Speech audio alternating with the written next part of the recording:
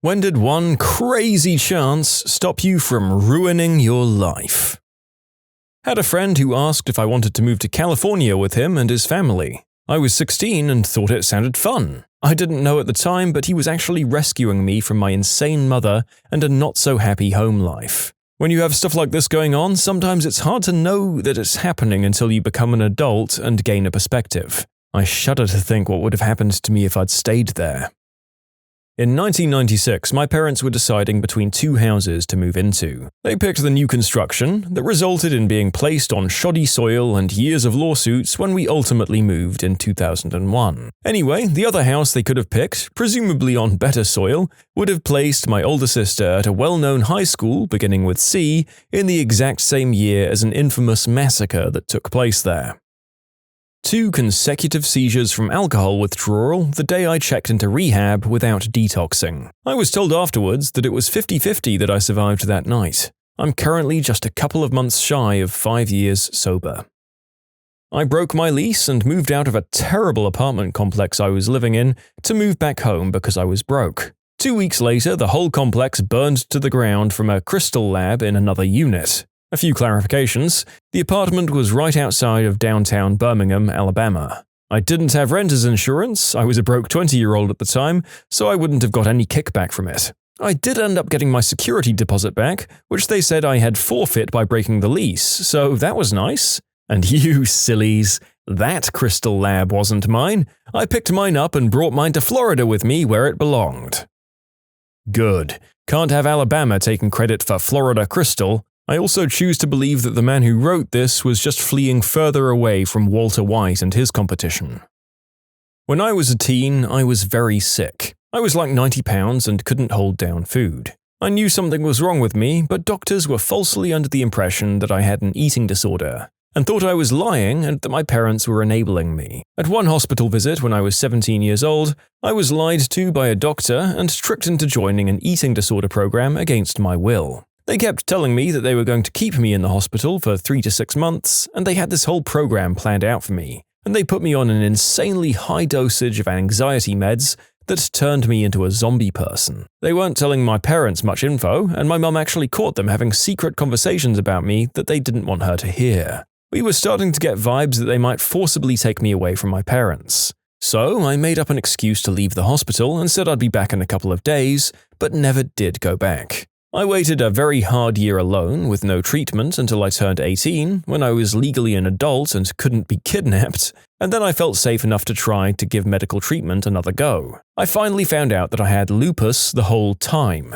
It freaks me out to think what would have happened to me if I'd been forced into eating disorder treatments for years for no reason and getting zero treatment for the pretty dangerous disease they were so sure I didn't have.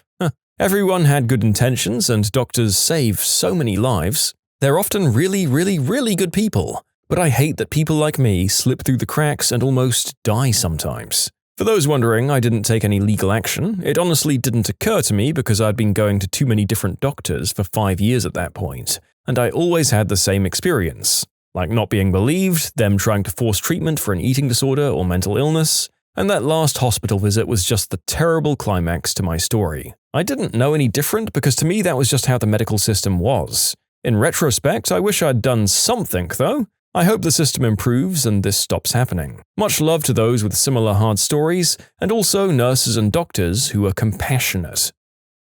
I was supposed to hang out with a couple of friends one night. We were going to go to a party that we were all invited to the weekend before. I asked to get off work early so I could go to the party. My manager let me go, so I went to find my friends. But I had a really, really bad feeling all day, and it just kept getting worse. Instead of turning left to go to my friend's house, I turned right and went home. I found out a few weeks later that they got busted with white snow in their car. They were 16 and 17 at the time, I was 18, so I would have been screwed. The biggest of life's bullets that I dodged was a 9mm. Christmas 2008. Me and my little bro were opening gifts in the living room and a bullet came through our crappy roof, landing a few centimeters away from where we were. Once at a bar, a woman was surprisingly into me as we danced. If I'd had more confidence back then, I definitely could have taken her home. In the end, one of my karaoke buddies ended up with her instead and got caught by her husband that night. I know a guy that got stabbed by the husband after he went home with a woman. Apparently she just liked seeing the husband go crazy on the dudes she brought home. I was on the train in Brooklyn a few years ago. Next to me was this man who had a big house tool in his book bag. I think it was a hammer. I was shoulder to freaking shoulder next to this guy and I knew something was up. He was moving very oddly. It was just the vibe that this man is up to something. I decided that once we got to the next stop, I'd get off the train and catch the next one, which I did. 30 minutes later, this guy gets off the train at my stop and starts attacking people. He went after cops and was shot. If I didn't get off that train and instead got off with him, I might be dead. In 1996, the IRA bombed the Arndale Centre in Manchester. Myself and a group of friends were on a bus heading straight there. We were probably about 10 to 20 minutes out. The thing is, one of my friends was late. So we had to get on the bus just after the one we intended to get on. Guess where that bus was when the aforementioned bomb went off? I almost fell for a pyramid scheme in high school. My friend brought me to one of their meetings, ACN, and I was so on board, but my parents talked me down. I was upset at them until I learned more about multi-level marketing schemes and quickly changed my mind. Sometimes I imagine where I'd be now if I went through with it. It wouldn't be pretty, that's for sure. High school girlfriend wanted to talk about baby names. I was headed to college. No thoughts of being a parent. My mum even found a note in my pocket listing her favorites if we had a boy. Anyway, we broke up after 2 years. The next guy she dated was a dad within 9.5 months. Yeah, it sounds like you definitely dodged a couple of bullets there. The first being a family you weren't necessarily interested in having, and the second one being the one you were held up with when you were working in the gas station for the rest of your life, trying to support said family. Not me, but my dad. He travelled to London for work back from 2001 to 2007. He was booked for the day off on July 7th, 2005, as that's my birthday. And the train he normally got to work was one of the ones that was attacked. Met a guy years ago, thought we were friends, got into contact with him a few years ago, and he was acting sketchy, so I unfriended him. I looked him up and found out he was on an offenders registry. I was at the Tacoma Mall when the Tacoma Mall shooting happened. Walking right towards where the guy opened fire when my then fiancé decided to go back into a store we were just in. No crap, the time it took us to get back to the store was the same amount of time it would have taken to be right where it all broke out. 10 seconds one direction or 10 seconds the other, hearing the screams and shots echoing in the mall was crazy. They locked us in the Suncoast video store for a while before having us exit out the back. To add some more detail, since people are asking, I'd run into a person I worked with at the time about 10 minutes before the shooting. I think he went back to Macy's and we went to the Suncoast. We were Christmas shopping, the mall was pretty busy. It came down to my fiancée remembering she just wanted to get someone a series of Friends DVDs. So we headed back. Just as we were a few feet from the store, the first cluster of shots rang off, and there was this shared confusion as to what the frick was happening. My first thought was gang violence or something. It was Tacoma after all, because it sounded like several people blasting off at once. There were echoes. If something like this happened today, I'd probably more correctly guess what it was, but then it wasn't so much of a thing as it is now. We had to yell at several women who were still looking around right outside the store, confused. We told them to shelter inside, waving at them. My memory might be off, but it felt like maybe 20 or 30 of us crammed into the Suncoast, them having put the metal gate down and locking it. So we were all in there just listening to the shots and screaming, wondering what was happening. As time went on and it continued, it seemed less likely to be some gang thing, as they'd get the frick out. So I and others started saying we needed to exit the store. He could have shot through the metal gate, and we'd be fish in a barrel. I was spared from seeing anyone who was shot. The co-worker I'd just seen prior was not so lucky, as he was around several who had been hit. It understandably really affected him. He was this tough truck driver dude who doesn't take crap from anyone, and when I saw him and we talked about it, he started crying. Crazy how much pain one person is capable of inflicting. I think about this day a lot. Being spiritual and not religious, I feel like God spared us that day. I'm sorry to hear about others who were adversely affected by it. You can submit your own stories to be featured here on the channel. The story submission link is in the description below. And if you want to listen to some vibey music in the background, check out easymode, also linked below, and subscribe. Not me, but my dad. COVID saved his life. He was having trouble breathing and general signs of heart trouble. Middle of the night, woken up to a panic, my mum's first instinct was to drive him to the hospital about 20 minutes away. On their way out of the driveway, my mum realized that the ER was going to be full of people with COVID and didn't know where to take him. She went back into the driveway and called for an ambulance. About 5 minutes later, thank goodness they were close, the paramedics showed up right as my dad collapsed. They were able to revive him and sustain him until they could get him to where he needed to go.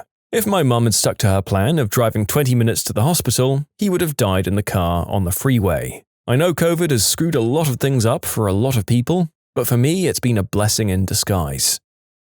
Say hello to your 13-year-old son. I have never had a DNA test done so fast in my life.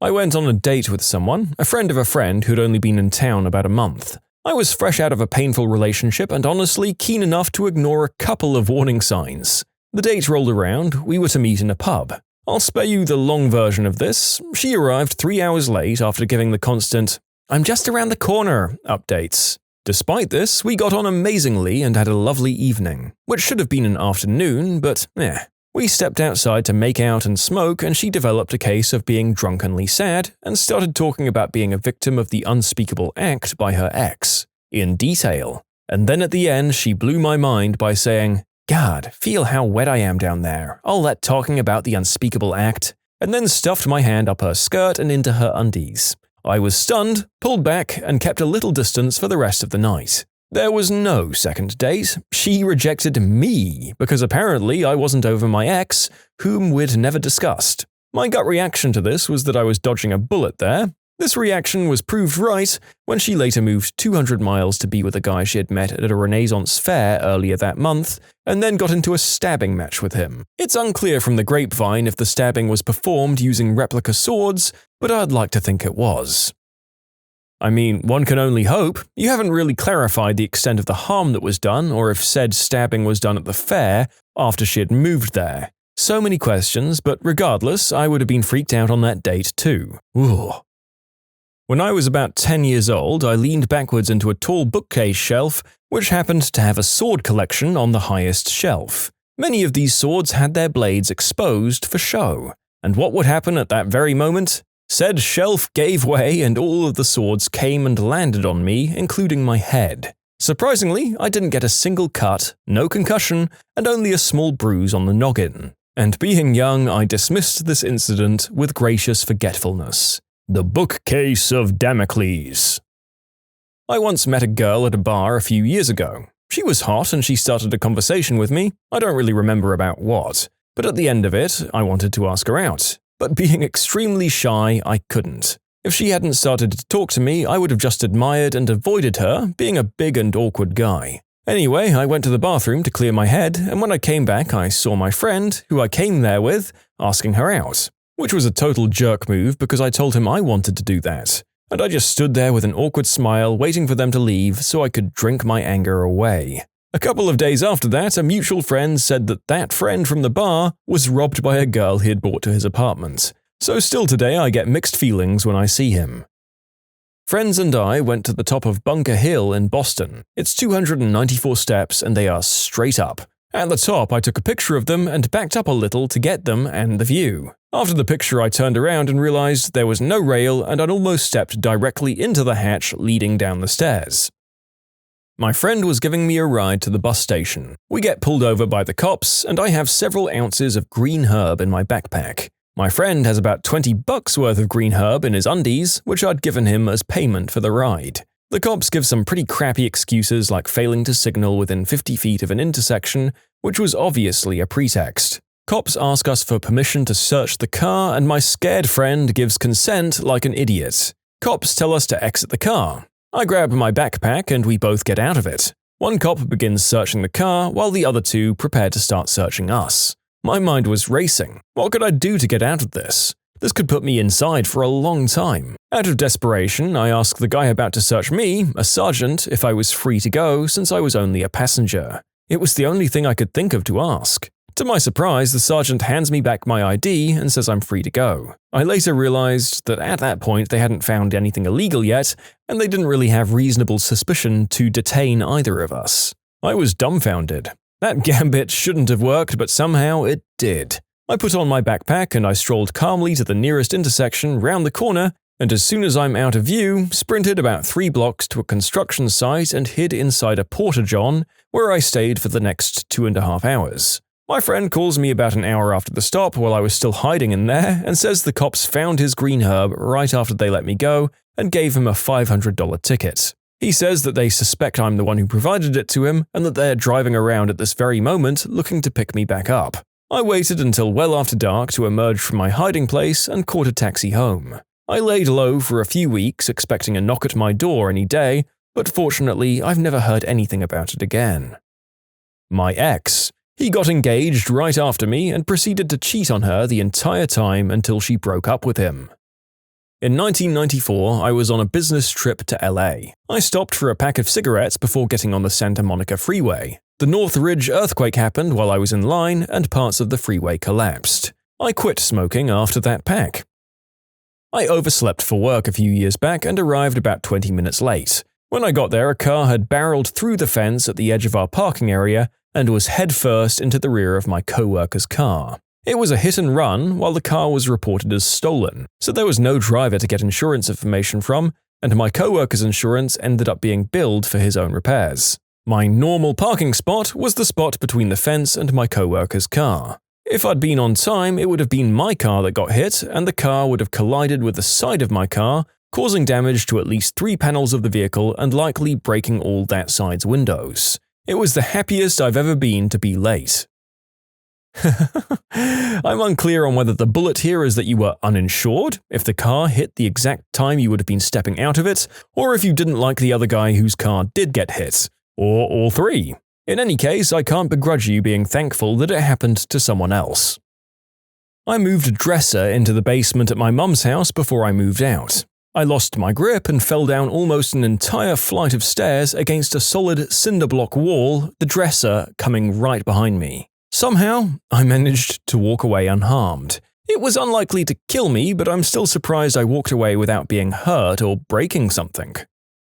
I was one split decision away from dying at 12. When I was 12 years old, I was going to be home alone for one evening since my mother was going to a dinner party at her friend's house. She wouldn't be home super late, midnight at the latest, but I'd have to tuck myself in and such. I was looking forward to it and feeling like a really big girl. Hell yeah! Since we lived in a kind of shared 2-story townhouse with close neighbors on each side and a nice lady living in a separate apartment upstairs. I felt super safe being home alone at night. An hour before dinner, a good friend called and asked me if I wanted to come to her house and have dinner. Afterwards, they were going to watch The Abyss in their giant home theater. Being a lover of sci-fi and having heard about the really cool computer graphics in that movie, I'd been wanting to watch it forever. Having the chance to watch it on such a cool setup convinced me to go, despite having looked forward to being home alone. The evening went fine and I had a good time, but since the movie was really long, I got home pretty late. When I pulled up to my house on my bike, I only just noticed an orange glare in the windows upstairs before the first-story window exploded out into the garden. The fire department arrived only a few minutes later and put out the fire before it could engulf our part of the house as well. Apparently, the lady upstairs had fallen asleep on her couch with a cigarette in her hand. The fire had smoldered on the couch, developed a very toxic smoke, which not only caused the lady to get normal smoke inhalation, the chemicals also messed up her brain permanently. She was in a coma for a year or so before they ended up pulling the plug. The doozy was that we shared our ventilation system with the upstairs apartment, so our apartment was jet black. So much of the poisonous smoke had come into our home. The fire marshal said that with that amount of smoke, combined with my small stature, I would never have even noticed the fire as I would have been asleep by then, but simply have slipped into a coma and died before anyone had even noticed the fire from outside the house. I think the shock almost killed my mother as well. See, she thought I was home, I hadn't told her of my sudden change of plans, and got the call about the fire from a neighbor, to only later learn that I was shocked but safe and sound, being looked after by another neighbor. So I guess that's the story of how my budding love of sci-fi and computer graphics helped me to dodge a bullet with the big fat death stamped on it. I still love that movie. In short, being a sci-fi loving, computer interested, spontaneous preteen girl caused me to avoid dying in a house fire. When you subscribe, make sure to hit the bell to turn on notifications. Put the playlist on in the background to finish listening to all the stories, or if you want some vibey music to put on in the background, check out easymode. If you like Am I the Genius, give Am I the Jerk a shot. Everything linked in the description.